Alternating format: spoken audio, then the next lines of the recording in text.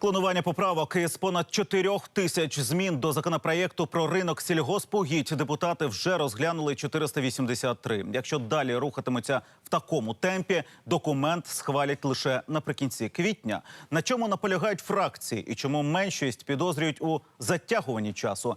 Наталя Заморська розкаже. Вільна трибуна і зала заповнена депутатами. На відміну від попередніх розглядів законопроєкту про ринок землі, президію і місце спікера сьогодні не блокували. Поборники правок повторюють свої вимоги з місця. Зокрема, не дозволяти купівлі угідь юридичним особам, щоб у них не було спокуси оминути закон. Ми чітко знаємо різні схеми того, як може відчужуватися земля через купівлю-продаж корпоративних прав. Без пов'язаних осіб одна фізична особа може буде мати у власності і 10, і 20, і 50 тисяч гектарів. У «Батьківщині» також пропонують створити земельний банк, щоб держава викуповувала ділянки у тих, хто хоче їх продати, і здавала в оренду. А пріоритетне право купівлі землі просять надати малим та середнім фермерам, які на ній працюють. Схожі поправки відстоюють і в «Європейській солідарності». Пропоную обмежити коло покупців землі особами, які вже займаються фактичною діяльністю в сільському господарстві не менше 5 років. Тобто пропонується така система: якщо хочеш займатися сільськогосподарською діяльністю, можеш працювати на орендованих ділянках, але якщо йтиметься про право власності, то ти маєш довести, що земля використовується саме для ведення сільського господарства. Таким є ринок землі за європейським зразком, твердять у фракції. На це у профільному комітеті зауважили. За кордоном такі обмеження діють лише щодо державних угідь, а не приватних. І забороняти продаж родючих гектарів юридичним особам теж, мовляв, неефективно, бо вони в Україні користуються 90% усієї землі, яку обробляють по-білому. А референдум, на якому наполягає парламентська меншість, у більшості вважають доцільним проводити лише щодо продажу угідь іноземцям. А які питання поставити на референдум?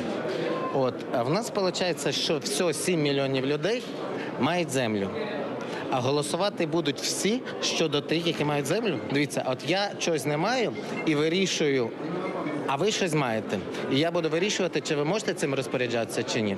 Чудова річ. Тим часом у «Голосі» наполягають на забороні продажу угідь, які розташовані впритул до кордону, а також поетапному обмеженні кількості землі, яку можна буде придбати в одні руки. Спочатку 5 тисяч гектарів, а потім більше. Друге – це спеціальний фонд підтримки сільського населення, який наповнюється саме через продаж державних земель.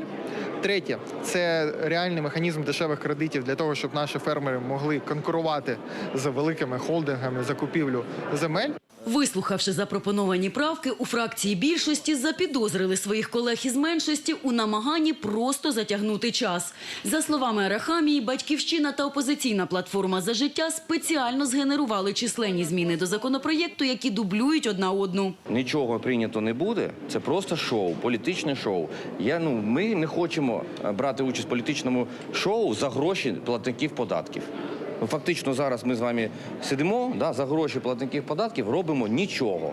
От просто нічого. Мені здається, що це просто неприпустима ситуація. У «Слузі народу» хочуть зібрати голів фракцій, щоб спробувати переконати їх не паралізувати надовго роботу парламенту та швидше схвалити законопроєкт про ринок землі.